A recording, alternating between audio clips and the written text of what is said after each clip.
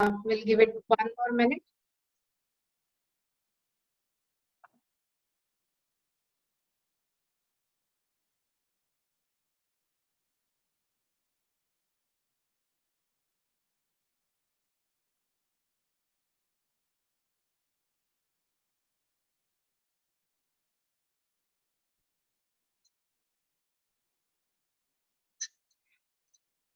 Okay, shall we start? Okay. Hello. On behalf of VT Seva, this is Shanti Kanamori welcoming you all for the day 2 of National Women Empowerment Workshop. Although it's first of its kind at VT Seva, women empowerment has always been a priority. As you can tell, the team composition of the leadership, which includes our vibrant women leaders among JET and VT Seva, and most of them are present here. So thank you so much for all of you for joining. VT Seva, Volunteering Together for Service, is a volunteer-driven nonprofit organization established in 2008. Its sister organization, Vikasa Tarangini, established in 1992 in India, has been rendering human services with more than 150,000 plus active volunteers across the globe.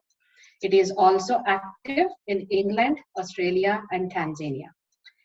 Our CEO, His Holiness Chinnajiyar Swamiji, is a staunch believer that if a woman suffers, that entire family fails to work peacefully.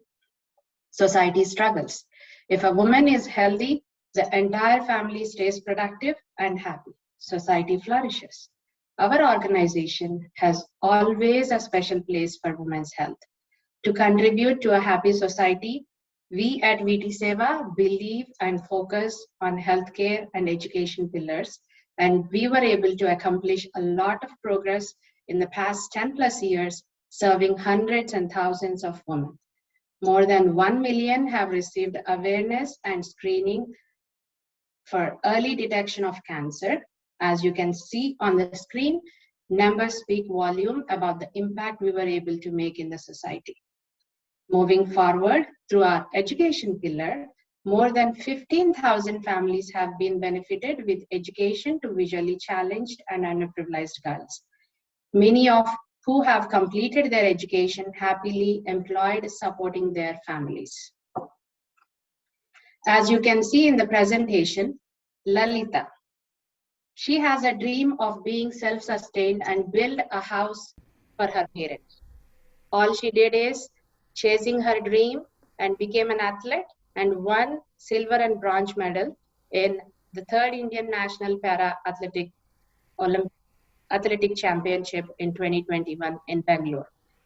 We have another one of our Netra student, Bangaru, who has dreamt to be a playback singer, and today she is selected as a playback singer. These are just a couple of examples. We have many of those girls have utilized every opportunity provided to them with the support of generous donors and volunteers and have successfully achieved and are chasing their dreams. All of this wouldn't have been possible without the support of the wonderful volunteers who are serving at these schools and health camps, taking care at the doorsteps of the needy. Proudly, we can say that the majority of them are women. They are our superheroes working on the ground. Without further ado, let's go into the topic of the day, women empowerment. What does women empowerment mean to you? We would love to see your responses in the chat box.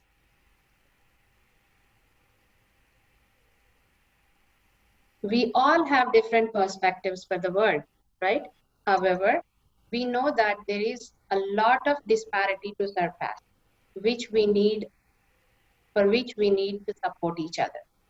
To share a couple of observations, when comparing the median salary between men and women, a 2022 report shows that women earn 82 cents every dollar men make.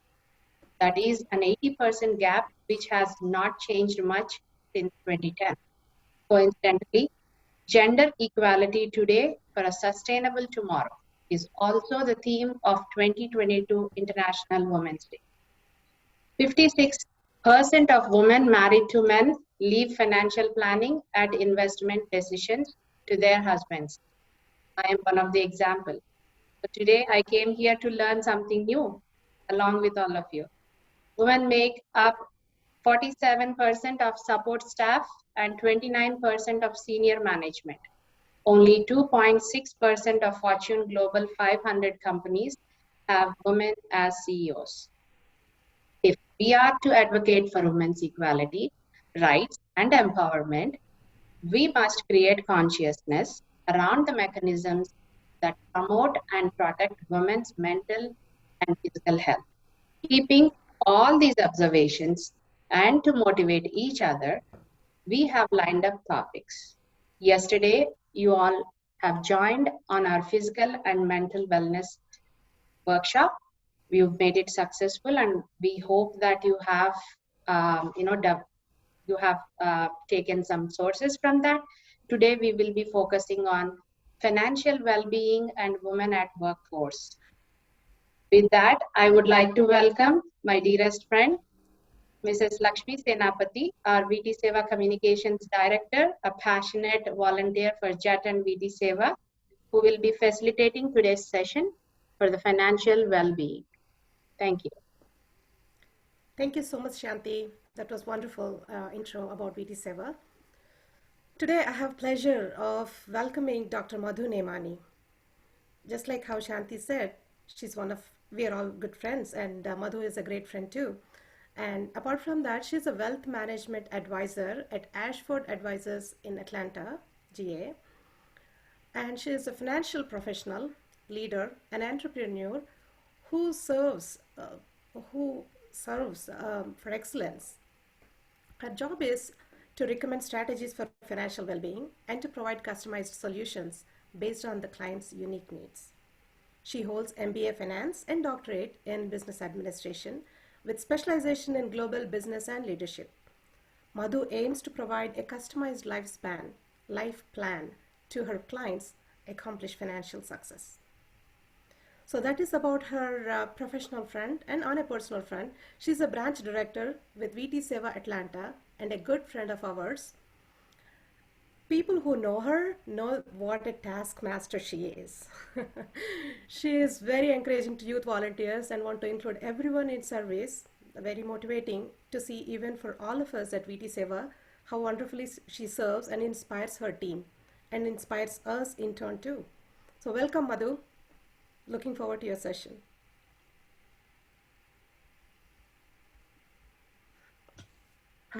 Thank you, Lakshmi. I can share my screen now. Thank you so much for the kind introduction. And it's a pleasure and honor to be with you all today. And just give me a second. I'm trying to share my screen here. And are you able to see my full screen? Yes. Perfect, perfect. So thank you so much. Lakshmi and Shanti, we all are in our journeys, right? And we don't want to take a backseat when it comes to finances, right? We want to have the driver's seats, and that's the role that we all have to play in our world today. So let me, start with thanking our Swamiji, Chinnajir Swamiji, for bestowing me this opportunity to serve under VT Seva umbrella. And I also want to thank VT Seva leadership, Krishnakantji, Kiranji, Shantiji, Lakshmiji, Sudhirji, Madhviji. You all are inspiration for me, right? Every day I'm learning and I'm, oh wow, we can do this. It's the next step. So thank you for motivating me and encouraging me and inspiring me. And I'm truly enjoying this VT Seva journey. So why I'm here, just a little story behind VT Seva is I am passionate about volunteering, and VT Seva is the right platform, I would say. So it's the right platform if you want to serve the community, and I can vouch for it. And you get good support, and you are in good hands as far as the leadership is concerned. And I'm learning from all the directors, youth directors, branch directors, and the leadership team. So it's an amazing journey, I would say, the volunteering journey that I am pursuing right now under VT Seva. One thing I also wanted to say before I start is about my journey. I'm a wealth management advisor, and a little bit about my journey of becoming a wealth management advisor. So I shared with you my journey of the VT Seva, being a volunteer there. Wanted to share also about wealth management advisor. And just coming to the point is, 10 years back, I was an IT professional. I was working with Comcast as an Oracle SQL developer, and something happened, and then I was clueless. I said, I don't know where the accounts are. I don't know how much is in any account. And I have no knowledge of how the things are. But then I realized that, okay, if we have to, do something, first I have to do it for myself, right? If I have to share this knowledge with you, first I have to do it for myself. So I did my doctorate in finance, and I transitioned from IT world to the financial world, first to empower myself, and then I can empower the other ladies who are in my shoes. All my IT professionals, all the homemakers, you can do it. Let's do it together. And I want this session to be interactive. I don't want it to be boring or monologue. I want to seek your feedback. I need to understand what you think about finances, what comes to your mind when this buzzword finance comes in front of you, right? So I want it to be interactive. I wanted it to be a dialogue rather than monologue. And the way it's going to be that I'm going to ask you the questions, you put it in the chat. And even if you don't want to put it in the chat, that's fine. But I want all of you to grab a pen and paper, because we are going for a journey, a financial journey, a journey of financial well-being. So we are going to set some goals, some SMART goals. Look at some of the options. Visualize your dreams for the future, right? So let's just be a little bit serious about where we are going. So please, all ladies and all men. Why men? Because without men, we cannot go alone, right? It's togetherness that we can empower each other. So with that, please grab a piece of paper and a pen, and we all are ready to take this financial well-being journey together. So couple of things here. You can see the agenda here. I'm not going to go deeper into some of those concepts. You can see here, college planning, retirement planning. It's a whole entire session in itself. But I'm going to get you started to your financial well-being. That's my goal here. Okay, and if I can do that, I am successful. So let's just wear the thinking cap and let's start the financial well-being journey. We have gone through the physical and emotional well-being. This is the third aspect. So let's just do it together. So before I start, you see on the screen, these are the two lovely ladies here. Kamla Harris and Kalpana Chawla. So when you see these two ladies, what's different in these two ladies? You like to put it in your chat? I would like to see your answers.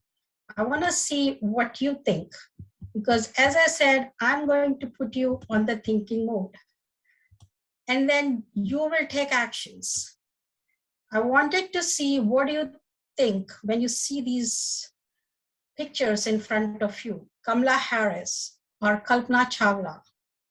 We know that Kamla Harris is the first vice president, the female vice president of US, right? We also know that Kalpana Chawla, she was the first woman who went on the space, and she's from Indian origin.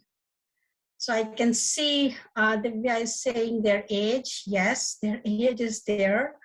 And I can see now, oh wow, there are so many answers popping up. Inspiration for many women to chase their dreams. They both are Indians. Yes, I love my audience. You guys are amazing. They are the other name for making history. Yes, they made the history. We all can make histories, right? Inspiring, confident. Okay, so I'm now getting the answers how they are similar, right? So they are different, but they are also similar. That's what they both inspire each other. They are high achievers, yes. So you guys are going ahead with the answers, I would say. They are similar in many ways, right? They have their goals. They have the vision. We all have the vision. They have taken the steps. It's our time to take the steps, right? So keep putting your messages in the chat. That's the way I'm looking that, okay, we are in the journey together. So we know that we have to take some decisions today, right? And I can see these answers, politics and astrophysics. Yes, this is different.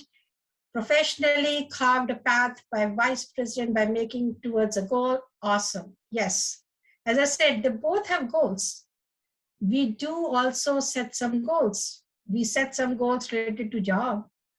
We have some family goals. Why not financial goals, right? Let's just have some financial goals in year 2022, and let's just take it forward. With that, let's move forward. This is some statistics that I wanted to share where the woman is going. So 42% of the mothers are sole or primary breadwinners. That is amazing. So we are changing the landscape, the job market landscape. You can also see on the screen that over 20 trillion of worldwide spending is controlled by women. See the power? Realize your power.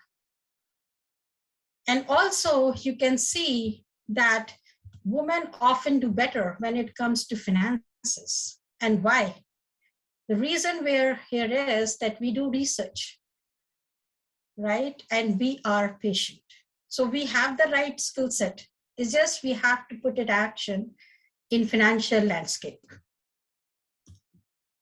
Going forward, before we go into this journey, I want you all to have this positive mindset, right? Positive mindset is very important to do anything in life.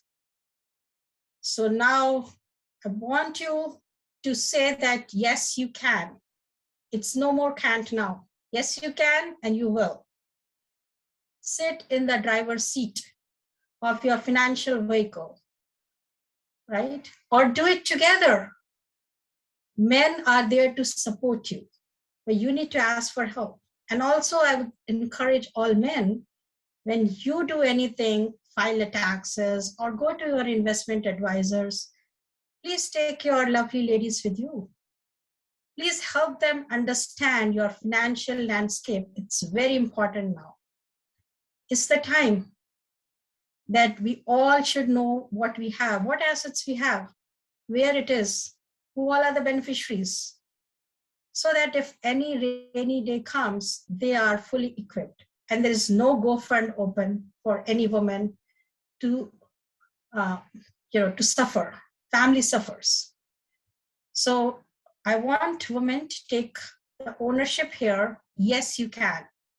And yes, man, all the gentlemen are here to support you.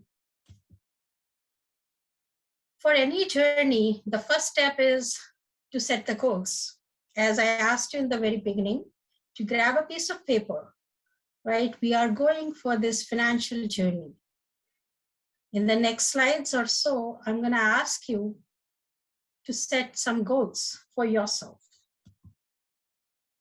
And here comes. So before even going to the financial goals, let's set some life goals. What you want in your life. What are your dreams? And dream big. Want you to take control of yourself, of your life. Set some goals. So now I'm going to take a pause of a couple of seconds because I want all the ladies to take time to write your goals. Because if you don't have any goals, then you can't take any action. Think about it. Okay, if you have a goal that, okay, in the night, I'm going to make palak paneer or chole or whatever you want. You have that thing in your mind, right? You have that goal. And then before that, you prep things. Okay, for palak paneer, I need these ingredients. I have to follow the process. Same thing here, no different. So put your goals first. See what is the process and then take actions. And yes, we all can do it. This is that I always encourage all women to have the complete well-being, the full well-being. So in yesterday's session, we had the physical as well as the emotional well-being. That was there, the sessions were there, and I took my notes too.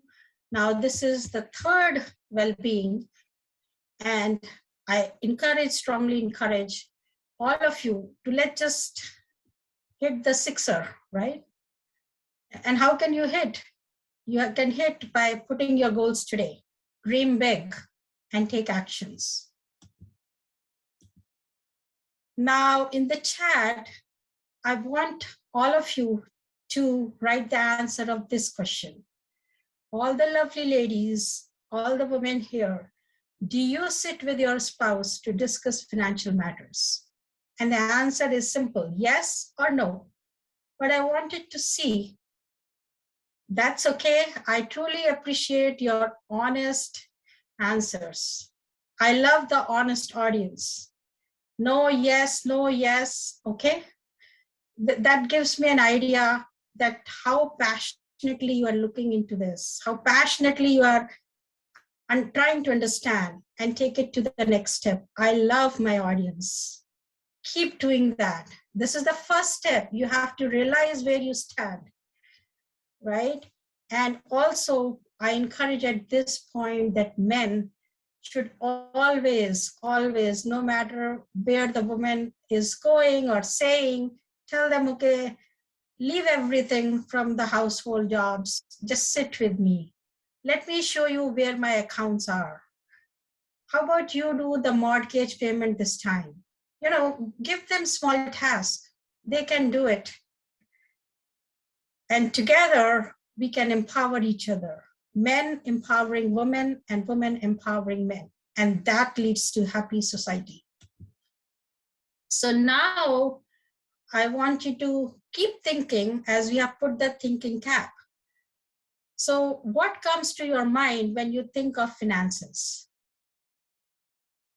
So again, men think very differently, right? Men think about retirement, or they think about vacation or buying a home or something. But when it comes to women, what do you think? You think all of above? Or you think, oh, it's so much stressful, it's overwhelming, and be true to yourself, right? Each one thinks differently, and that's okay. But we need to think and keep thinking, let's move forward. So now that we understand, we have put our goals here. We need to go deeper into that, take some financial selfie. We always love to take our pictures. Let's just do it this time, the financial selfie. So understand where you stand today and also understand where you want to go. I asked you to put your goals, right? So these are some of the worksheets which, if you want, I can share with you. And I'm looking at your answers. These are awesome, honest answers. And I love my audience again. So I want you to think about these things like, what are my 3 top life priorities? What you really want to do in life?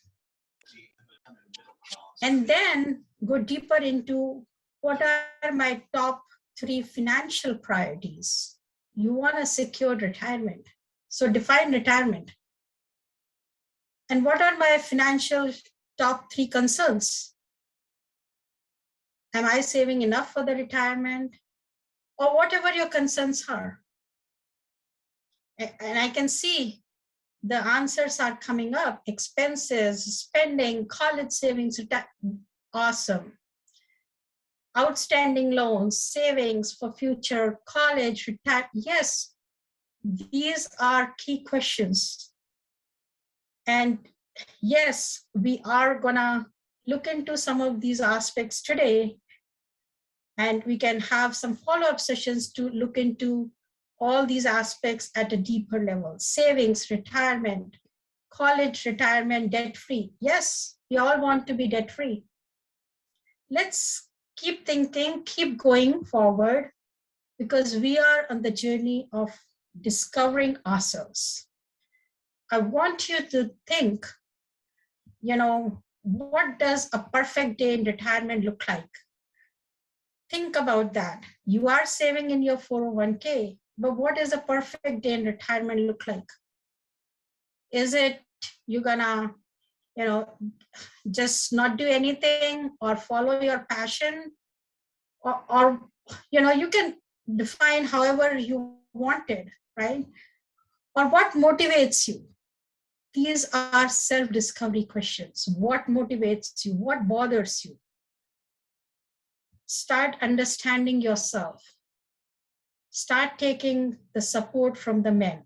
They are there to help you. We have to ask. Let's go forward. I can see college, retirement, debt-free, healthy life to service. Awesome. Yes, these are great, things that you are bringing it forward. Now, taking it to the next level, identify your gaps. How can you do that? First, understand your expenses. Do budgeting, right? When I go to Costco, my bill never ever goes below 200, no matter what I do. So for me is, okay, if I go, I'm going to spend 200 for sure in Costco. But then how often do I have to go to Costco? Right? This is a way I can reduce, I can budget my things. And same thing, you can do it. You have to identify what works for you.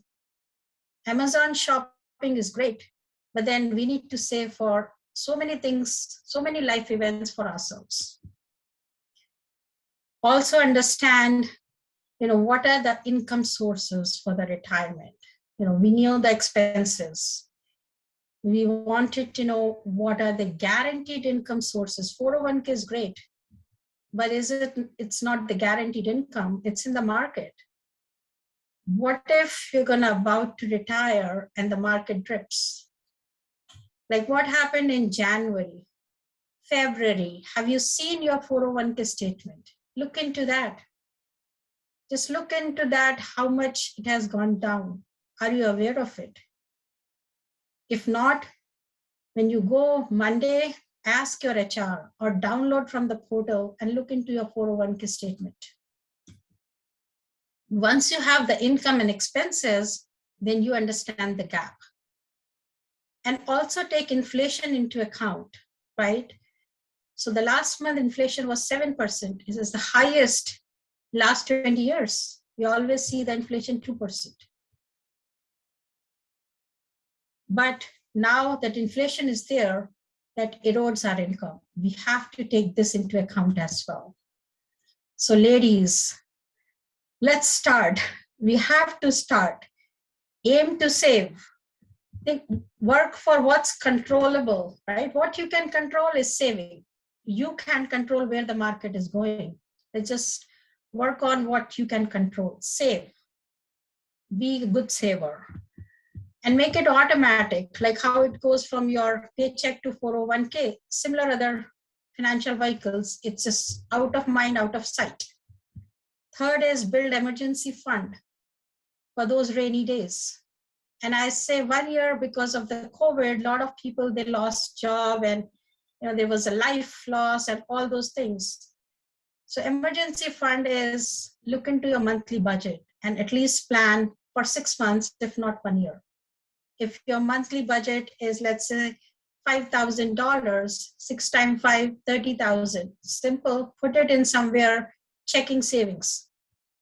So if in future you lose a job, you shouldn't be worried about. You have 6 months of monthly expenses or 1 year of monthly expenses. No stress. Put your money into different tax savings vehicles and contribute in your employer savings options to utilize the whole match. This is the planning process that I wanted for you to take. First is protect your todays.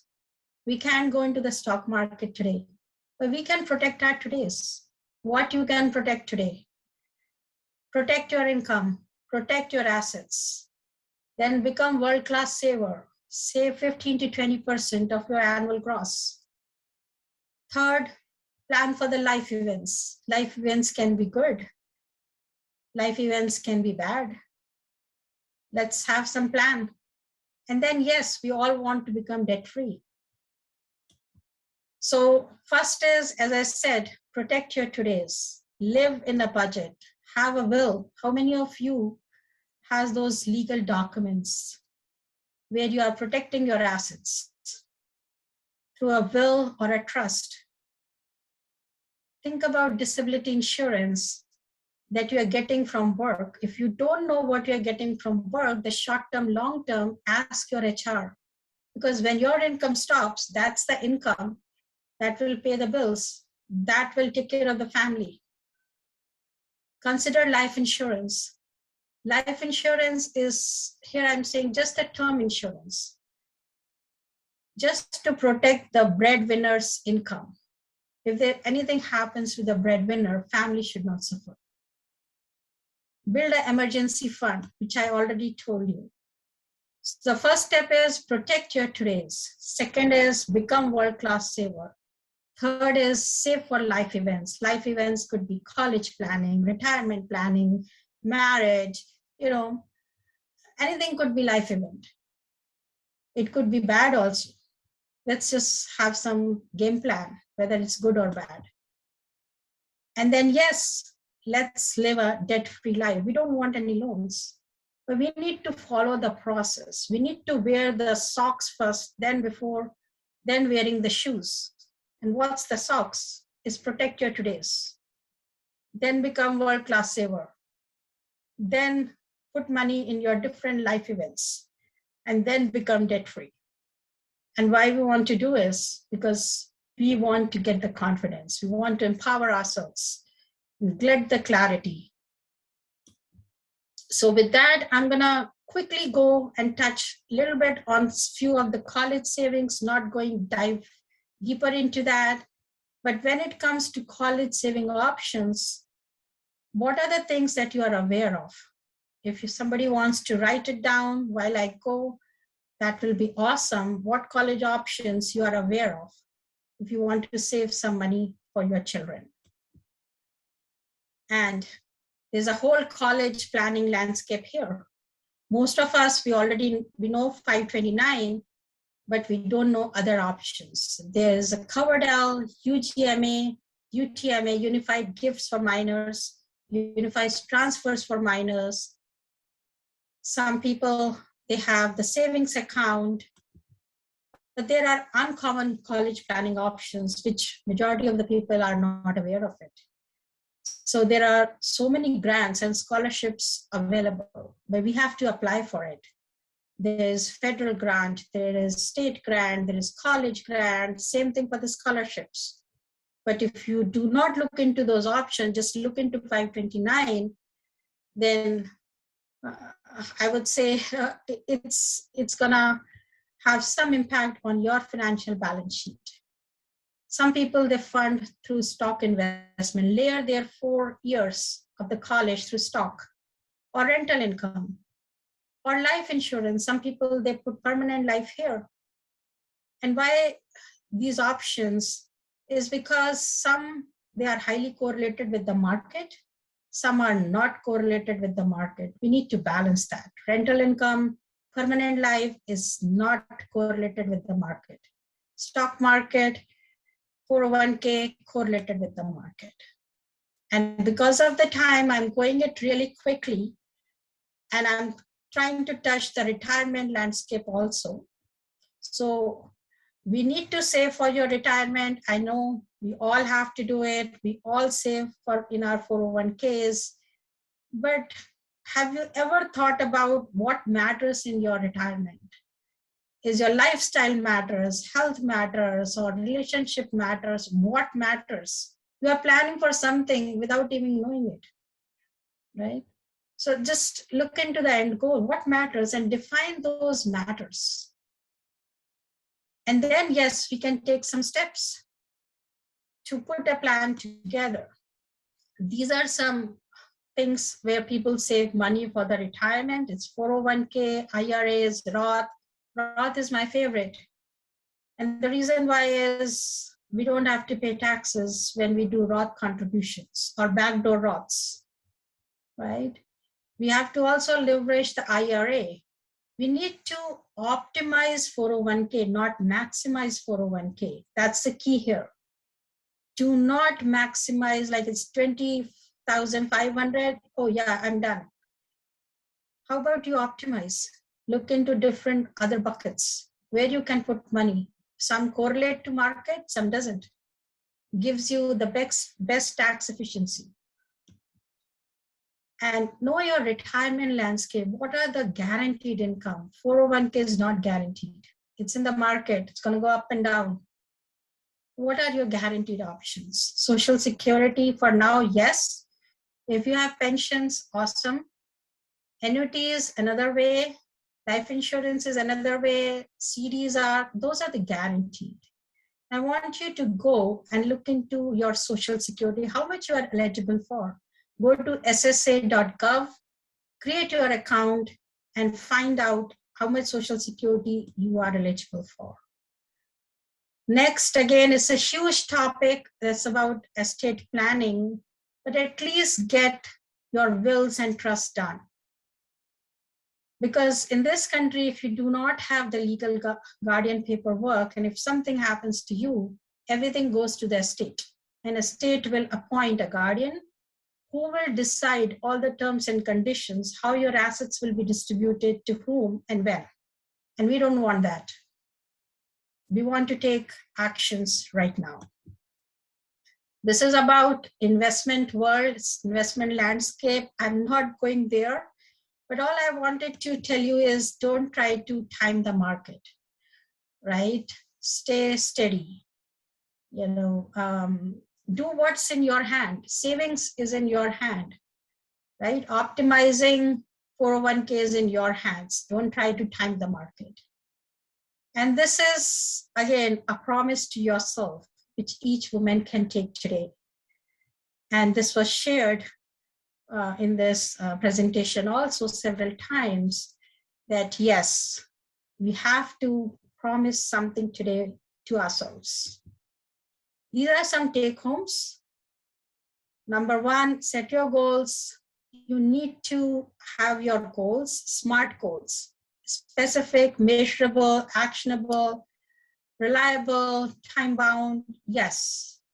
And then review your goals very often. SWOT analysis, what Kiranji tells us very often, right? Understand your threats, weaknesses, opportunities, understand that and review that. Say 10 to 15, or good if you can do it 20% in different savings vehicle, not just your 401k. Protect your todays. Understand your 401k options. Ask your HR to share your 401k statement with you.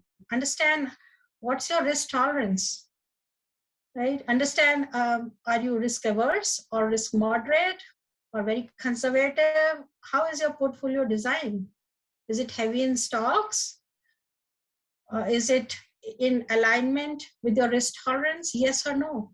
And take help from your men if they are aware of it, or talk to any advisor who can help you.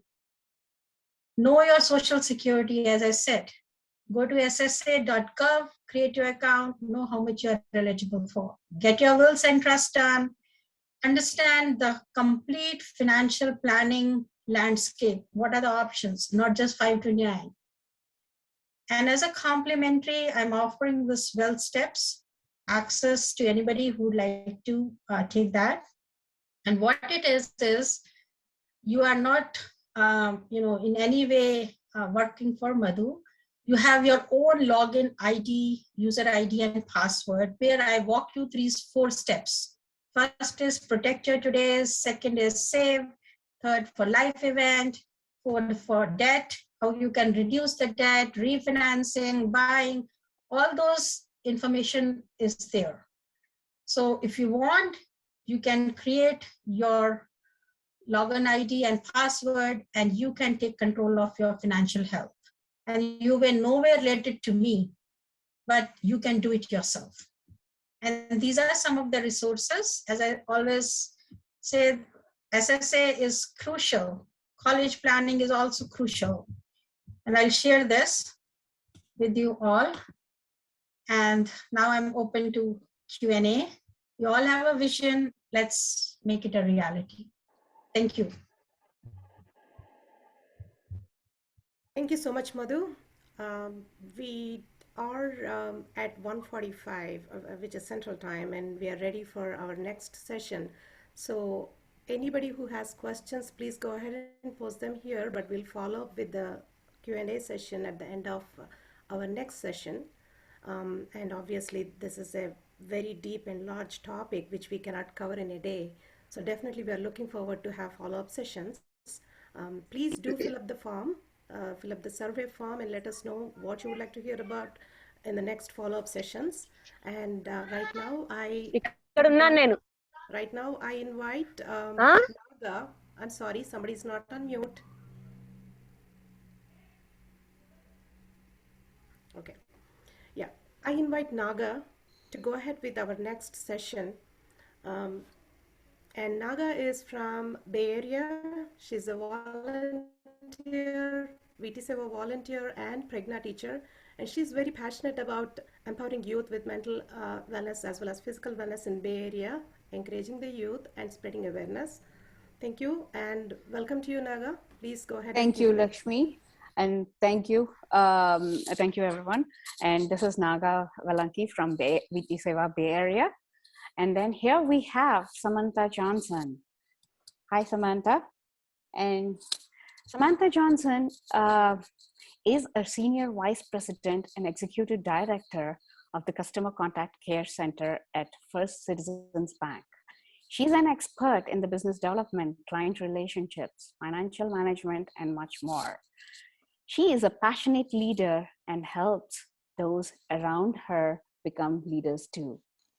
Welcome, Ms. Johnson. Thank you. Can you all hear me? Yeah, we do. Great.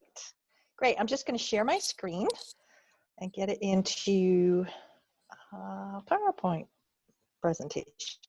Great. Can you see the screen? Yeah, very good. Super. Well, I am certainly excited to be here with y'all today. I have to commend you all for taking time out of your Sunday, which I know for many of us with everything going on in our lives. So I really appreciate you spending time today and learning about finances, which you heard prior to this, and then this chat on what to expect or maybe how to think about back to the office. So I'm going to try my time slot for Hi, Ms. Johnson. questions. I know that there's a chat feed, and if you have questions, provide me the question. So without any further ado, let's talk about back to the office. Hi, Ms. Johnson. Sorry to interrupt you. Yes. Hello. So we are. Hi. We are not able. Your voice is breaking. Can you hear me? Yes. Your voice is breaking when you're talking.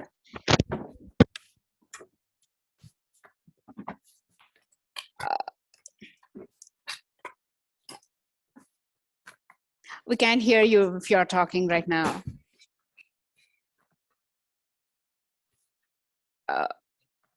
Sorry, we can't hear you, Ms. Johnson, if you are talking.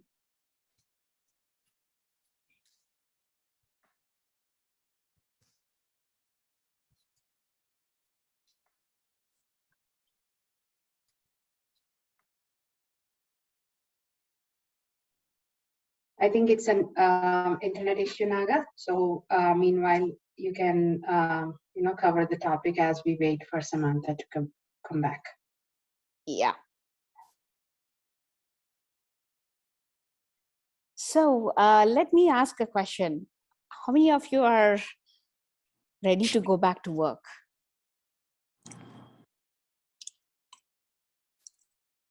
You can post the question answers in the chat.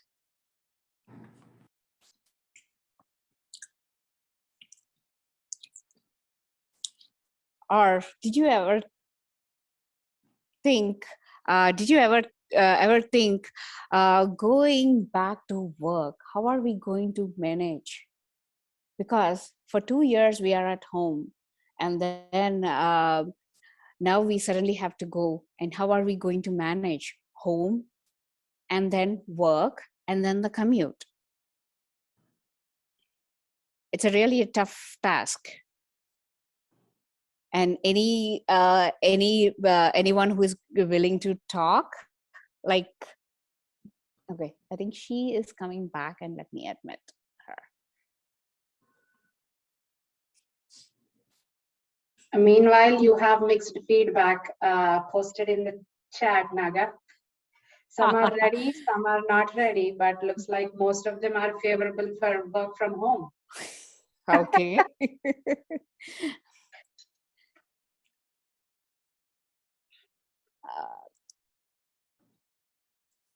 Yeah. But please take away. We can wait for Samantha. Yeah. All right. So few things, like when it comes down with the lifestyle that we had within the past 2 years. For me, there are things. For example, me as a working full time and having 2 kids who have to pick up kids in between the meetings. So which was very easy. Now going back, I have to go to work, from there pick up kids, and then come back home and then work. How is this going to work? For me, I'm really scared of that schedule, honestly. And then when you go back as a woman working, going back to work, how are you feeling? I mean, the feeling of working in person with other team members, and you need to be very cautious.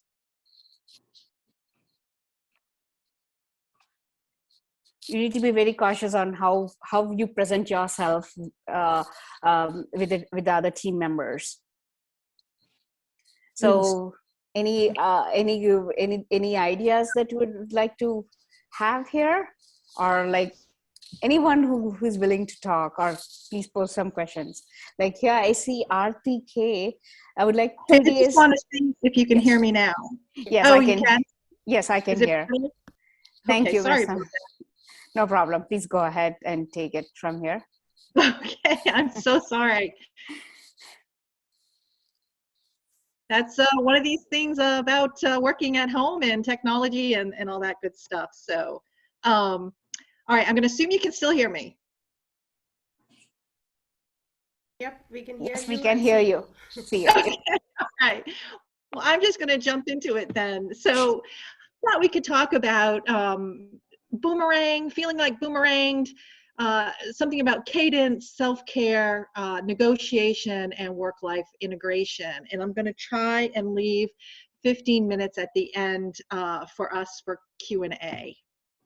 So it wasn't that long ago that we felt, I think, under a lot of pressure to adapt and conform and just figure out real quickly on how to work from home. And even though we were all in the same circumstances, we weren't necessarily in the same boat. So some people had yachts and some people had rowboats. And so it was just very difficult, I think, to have that extreme of one day I'm in the office, next day I'm working from home, and I had to figure out technology, or how are we going to work around the kids being homeschooled, and now I've got maybe 2 people working at home and trying to organize. So it was very, very stressful. But then we got to this sort of point at which it felt like, okay, we got this. We're really coming into our pace and coming into our own with this new work life. And now it's back to the office or a hybrid model. And it's leaving us feeling unsettled because we don't know how we're going to adapt into either a hybrid model, 100% back to work. And so getting back to normal, it just doesn't feel so normal, even though we were juggling many things prior to being 100% at home. But now we have to take a step back and we have to re-juggle everything. And so if there's one thing that's constant, it's change. So here we are again, having to boomerang back the other way and try and find how do we get into our new cadence, right? So we all have our own pace. We're all in our own race. And oftentimes when we have a big shift like that, we've got to take time to understand how to get into that new cadence. The pace at home may have been, I get up, I get the kids ready, I have my cup of coffee, I get on my first meeting. Now it's, oh my gosh, on the days I have to go into the office, I have to get up even earlier.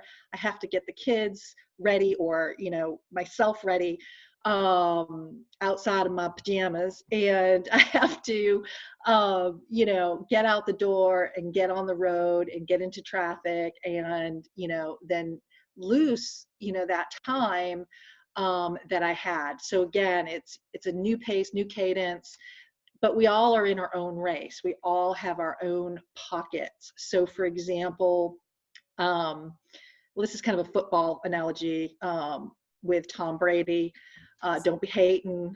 But I read an article and he talked about how he looks for the pocket before he throws the ball. And when you think about sports and football, it's very fast paced when they're in the game. And to have him say, I'm looking for the pocket where I can slow down and I can see where that ball is going to go for my pass completion.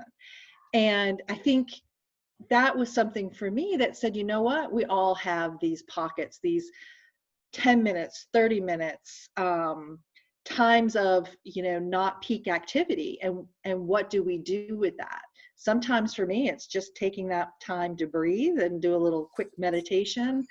Sometimes it's just, having a moment of gratitude, or it's doing something like throw it in my laundry.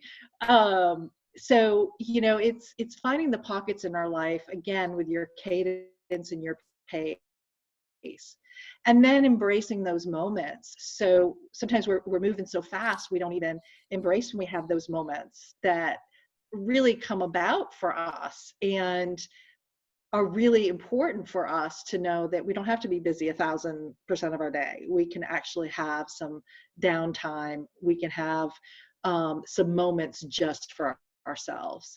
And then just, we have to remember to breathe and not be thinking, we have to be on all the time, because we can't. No one can. We don't have enough energy for that.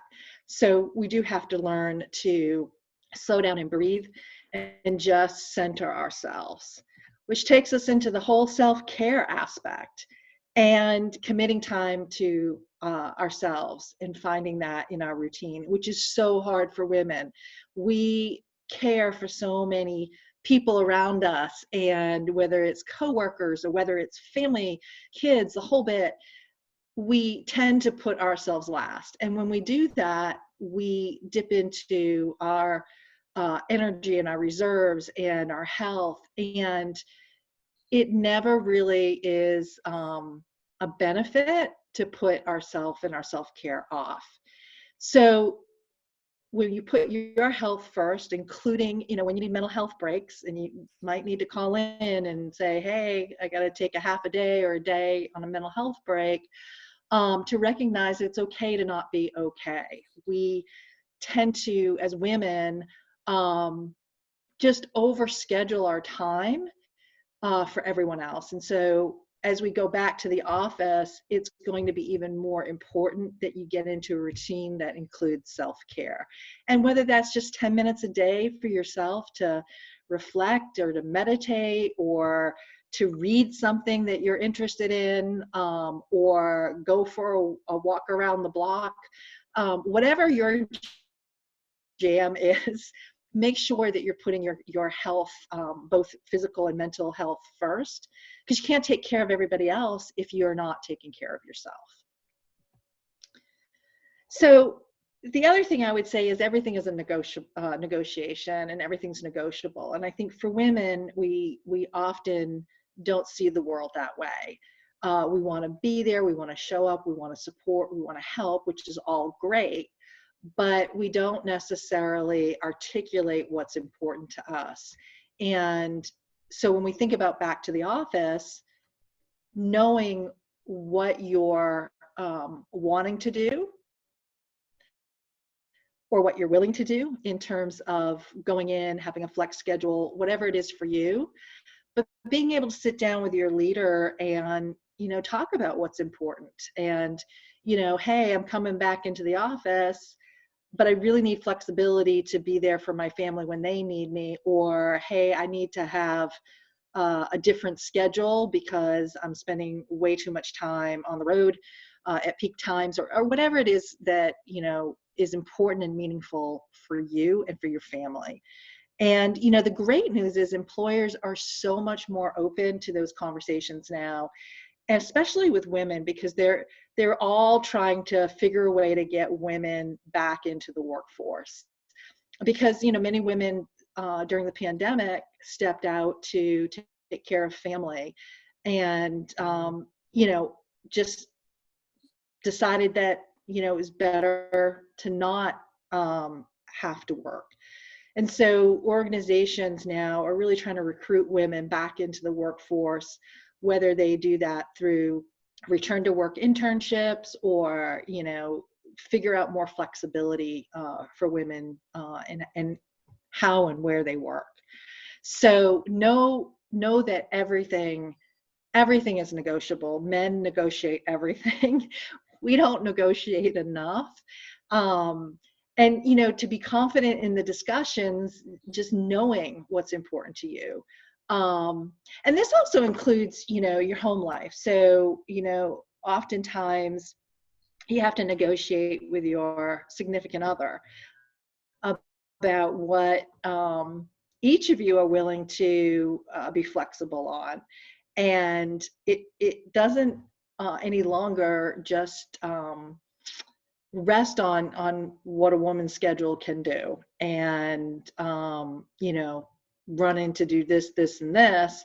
But I think it's got to be a partnership at home. It's got to be a partnership in the relationship. And, you know, it's a negotiation, and it's really stating what you want, what's important, and doing it in a confident way. Excuse me. So that gets us to, excuse me, this whole concept of work-life integration. You know, I used to strive for work-life balance and never seemed to get there. And I would try this or that, or I would shake it up. And I never really could get to balance. I'm a workaholic. I'm just a driver personality, and I just had a lot of work, not a lot of life.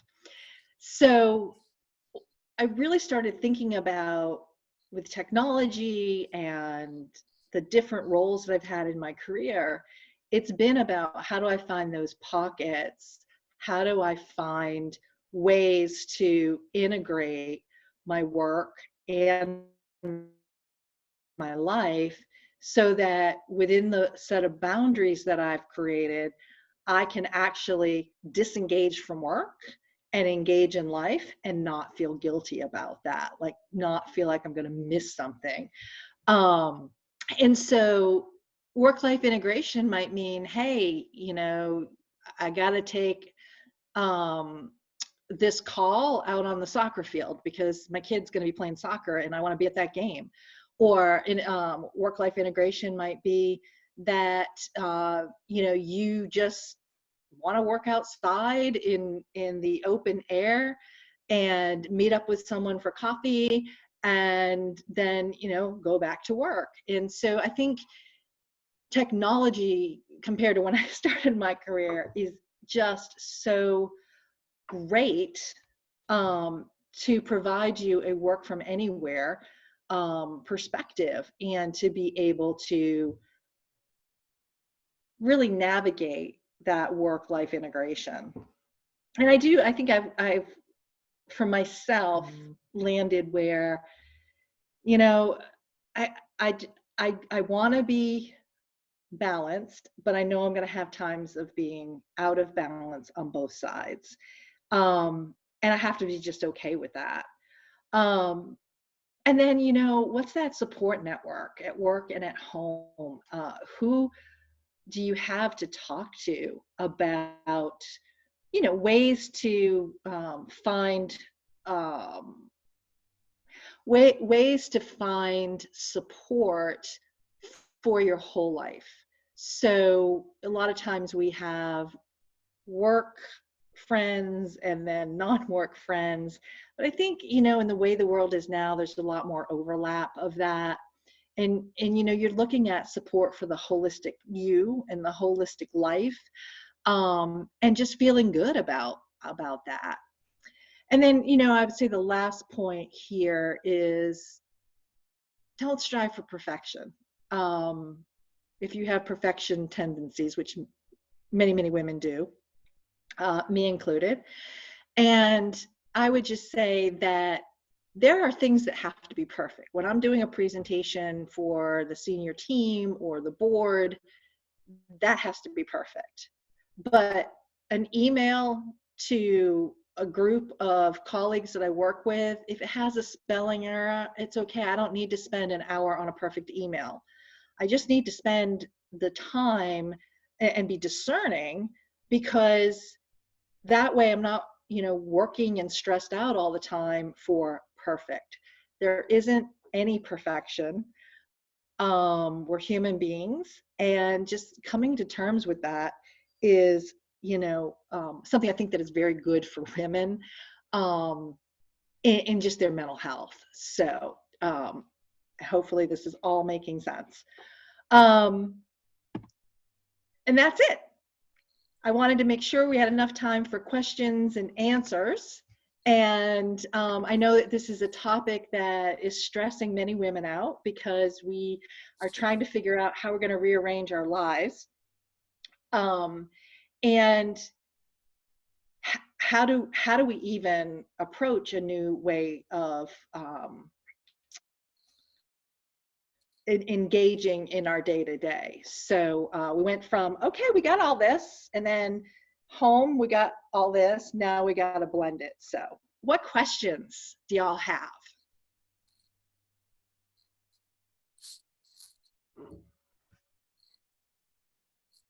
All right.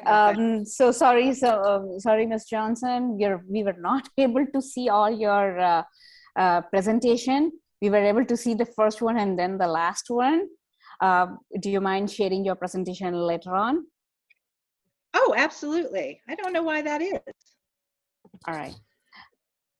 So Divya, do we have questions in the chat?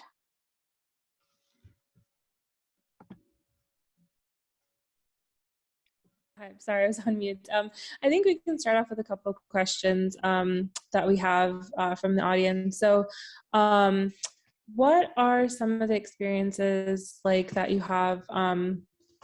I think this is a little not related to back to the office, but in general, like in terms of being a woman in the workplace, like what are some of the tips to like overcome like bias, or, and actually you talked a lot about how like, we have to get up and take care of the kids and get them ready too, right? And the double expectation from a male coworker who may not have that, and they just, get to work on time and they don't have to pick up the kids and stuff. What are your thoughts on that?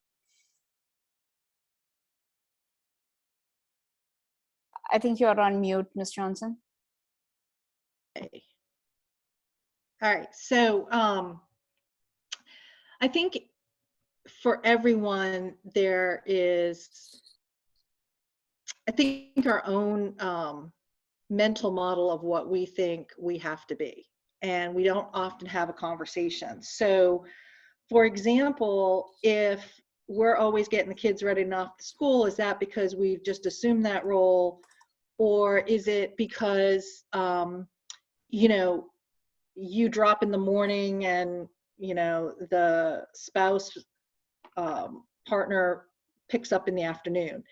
And so I think those are the types of conversations that we all have to have. Early in my career, I was the one who worked late all the time because I didn't have kids. And so, it would be like, oh, Samantha can do it. And I would be like, oh, okay. And there I was, night after night, working the midnight oil. And then I realized that a lot of that I had done to myself because I hadn't articulated my boundaries.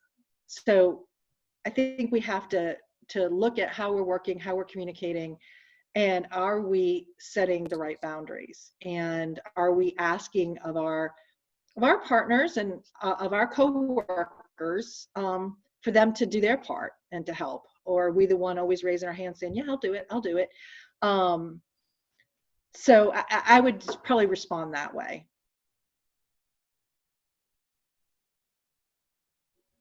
That's a great response, to have boundaries for sure, and honestly talk about it. Let's see. So another question we have are, what are some tips for stress management? Do you have any? Drink heavily. No, I'm kidding. So for stress management, I think it is taking time out for yourself, even if it's 10 minutes a day. Also, and not being a perfectionist. And so I learned one of my executive coaches still for 5 minutes. How am I going to meditate? And so I very slowly started by like, I would sit still for 2 minutes and thought, oh my God, this is a miracle. So I sort of stepped into it and I made it a habit. And every day I would get to, you know, a little bit longer, a little bit longer, a little bit longer. And part of that was just managing also my self-talk. So I would spend, you know, between 10 and 20 minutes every morning, not only just meditating, but also for telling myself positive stuff, right? Because a lot of times we don't even realize that we're saying, that wasn't good enough, or I could have done better, or you think about something, you're like, I should have said that. And, you know, it's something where I would just spend the time to rewire my mindset around what I was telling myself and then managing my stress. And through meditation, which I went from, I don't know, to a huge fan, is it does help you break patterns that aren't healthy. So when you're stressed, or when I get stressed now, I can do some breathing and I work through it a lot quicker than managing my stress, a lot quicker than when I didn't. The other thing is exercise, activity, taking time to play, whatever you want. Doesn't have to be sports. It could be just running around with the kids, or taking a walk. You know, a 10-minute walk actually is really good at reducing your stress, and then doing some breathing exercises. So those would be some of the things that I know I've used in my career that has helped. Awesome. Thank you for that. And the next question is, what are some negotiation strategies for a flexible work environment? So how do you bring up the topic with your manager? How do you express, you know, what your needs are, and kind of work on that negotiation with them? Yes. So the first thing is, you know, what's the relationship you have with your leader? Is this a company and a culture you want to be in? Is this work that you love? And the reason why I say that is because every negotiation is different, and you got to know who you're negotiating with. But for the most part, if you just are open and authentic and straight up, most leaders, the majority of leaders, are wanting to have that conversation because they don't want to lose their employees that, you know, everyone's having a hard time keeping and getting. So, you know, I would sit down and talk to your leader and say, you know, coming back to the office, I know it's important for the company, if that's their stance, but I am a little concerned with, you know, how I'm going to manage my home life and coming to work. And so what are some options that we can consider on a flexible work schedule where I can contribute at the same high level as I have over the last couple of years, but may not, you know, need to come in every day.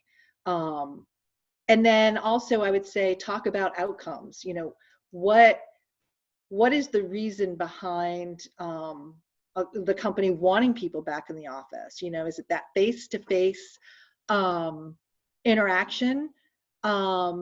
Is it something in terms of how they're viewing teamwork and collaboration?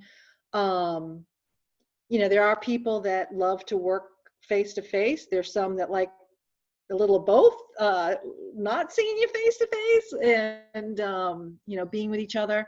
But I think it's just really being honest and sit down and, again, be very clear about what you want from an outcome perspective, and know what your boundaries are.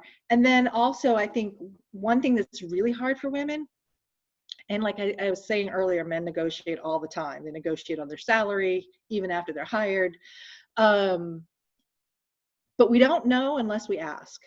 And we don't know unless we have a conversation and have some dialogue around it.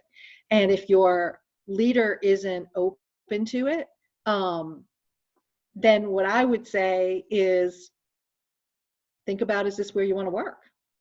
Because we get one life, just one. And I don't know anybody after they retire sits on their porch or wherever makes them happy and says, gosh, I should have worked more. So if you're not passionate about the work you're doing, you know, it's really hard to give it your all. And why put yourself through that? I mean, right now is just an incredible market for employees, and you know, employers are struggling, and so there's even more room to negotiate. But be brave, you know, be confident, be brave, be clear on what, you know, you're worried about, and have a conversation. That's a fantastic answer. Thank you for that. And the next question is, so how are the opportunities, or how do you have any advice for women who have had like a gap in their career, who have taken time off, you know, to be a mom, or to take care of some things at home, and then kind of getting back to their career, like, and they have a gap? How do you recommend they kind of? So, you know, I think embrace it, right? You had the gap. It is what it is. You made the right decision for your family. Own it. You know, a lot of, in the past, it was like, oh my God, I have a gap. They're going to think I'm not a good employee, whatever. Well, businesses are struggling with how to get women back into the workforce. And so as you're, you know, approaching getting back in, look for, are there companies that are doing returnships? So it's a internship, a paid internship, but coming in to teach some relevant skills. 2, doesn't have to be a conventional approach. So I'm going to tell you about this woman, Anita, that I met. I was in Dallas, and I had flown in for a meeting, went out, got my Uber, got in, and started talking to this woman, Anita. And I asked her, how'd you get in, you know, become an Uber driver? And she said, well, I was at American Airlines, and I left. My husband and I decided I would leave so I could raise my kids. So I've been out of the workforce 17 years, and nobody would hire me, because they said I didn't have relevant skills, or, you know, I couldn't learn, whatever. And I said, but to do this Uber thing, you have to know technology, right? You got to run your business. You got to use all this technology stuff. You got to fill out forms, yada, yada, yada. And she says, yeah. So I'm expanding my business. I'm going to go into Lyft, and I'm going to go da, da, da, da. And she was loving the amount of flexibility and empowerment that she had while she was using, you know, relevant skills. So that's one thing. And I'm not saying go be Uber drivers. I'm just saying that that's a non-conventional way of getting back. But the gig economy allows us a lot more flexibility. The second thing is, we all have friends that we know who work for companies. And so how do you use your network, your friend network, your personal network, to help you get in the door? And how can you get a referral in? And that's usually the best way to get into a company, even if you're not trying to return from a career gap, but you're wanting to make a change. So network. Never know where it's gonna show up. Actually, the job I have now got introduced to me through someone in my network, both my professional, personal. There are friends and colleagues. So you never know.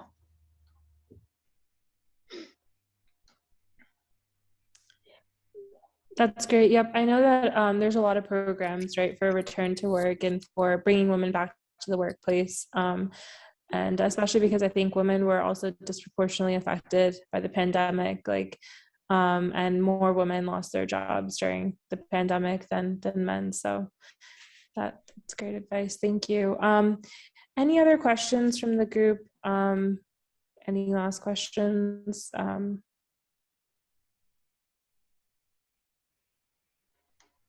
Okay. I think I don't see any other questions here for Ms. Samantha. And then really thank you for your time, Ms. Johnson. And I would like to give Lakshmiji, please take over and then ask for more questions. Thank you. Thank you for your time, Ms. Johnson. And I will get the slides off. Apologies for the technical challenge. I want to leave you with this. Sure. It's okay to be nervous about going back to the office, and it's okay to talk about that and tell your boss. So just make it work for you. Sure. Thank you for all the information. Sounds good, Samantha. Thank you. Thank you so much for your time this afternoon. We really appreciate it. And we hope to see you back sometime. Great. Thank you. Thank you. Enjoyed it. Thanks for the invite. Thank you. Have a good rest of the day. And Bye-bye. you can be here if you would like. Okay. Yeah, thanks. All right. Now, we did not have an opportunity to answer any questions by Dr. Nemani. If you all have any questions, please do go ahead and post here. We do have a couple from the audience, which now Rajni is going to go ahead and take care of those. In the meantime, we'll take like 5 minutes. Any questions? If we see any questions in 5 minutes, we are going to answer those. Yeah, actually, there's one question for Dr. Nemani, if she's on. Okay, yeah. What are the pros and cons for getting will done by an attorney or an automated website? Yeah, that's a great question. The way I look at it is attorney is the best, right? Because they understand your unique needs, they understand your assets, where your assets are, whether in US or in India, right? They understand the complete financial landscape, what your assets are, who all are the beneficiaries, how you want to designate your assets. So if you're going through attorney, the plus point is it's all customized, it's based on your needs, it's very tailored. But then, yes, there is a cost attached to it, right? So if there's a simple will, it's cost somewhere around $1,200, a little bit more, goes to $3,000 to $5,000, right? So if you have a company or things like that, so it's cost can go up. So if you have an option to go for the attorney, I would recommend that. But if you're looking just the cost aspect of it, getting a simple will also help. So there's a couple of websites, the people who are on H1 visa, they think, okay, we don't need it, right? But they have the house. So whatever assets you have, whether you have assets in 401k or your home asset or whatever assets you have, you need to have that legal documents done. So if you are going for, let's say, cost-effective option, then you can either go through online options like legacy.com or legalzoom.com. They do a good job. They charge you around $300 and they give you a complete package that includes wills, power of attorney, and trust. So it's done by the lawyers, yes, but it's done online. So there is no brick and mortar involved. There is no cost involved that much as compared to going to the office of a lawyer like attorney, because he has to take care of his admin staff, right? So if you don't have a will, if you really want your first will, you can do it cost effectively. Or some people I see get it notarized. That's okay also. But then just don't put vague things in your paper, right? Because you want that paper to work, right? It's not just, okay, I put this, and nobody has looked at it. But when the time comes, this paper will not work. We don't want that. So it's always good to go online option because it's done by the attorneys online, or go meet face-to-face attorney. And there's a pros and cons involved in each option. Yeah, thank you so much. And I have another interesting question. Actually, being part of VT Seva volunteering organization, we always do things with passion, but something to know about, to actually good to know. What is the ideal percentage of income for donation? So gift taxing for donation for a good cause. Yeah, so gift taxing is there, gifting, which we don't have to pay any taxes on that. The last year amount was 15,000. This is 16,000 for 2022.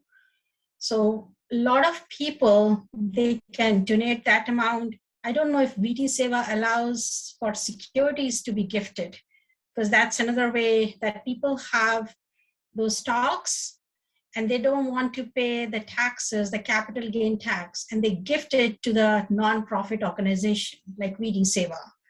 So if VT Seva takes over, then VT Seva doesn't have to pay any taxes. But like if you want to donate dollars, then 16,000 is the cap. This year that has started without paying any estate tax, sorry. But you can donate anything. I mean, there's no boundaries to it. But if you want to take some tax advantages, it's 16,000. If you want to donate securities, yes, you can do that as well. Okay, I hope that answered your question. I think Vasisht asked us. But if you want to elaborate on your question, if it's not answered or want to add to it, please feel free to unmute and ask the question yourself.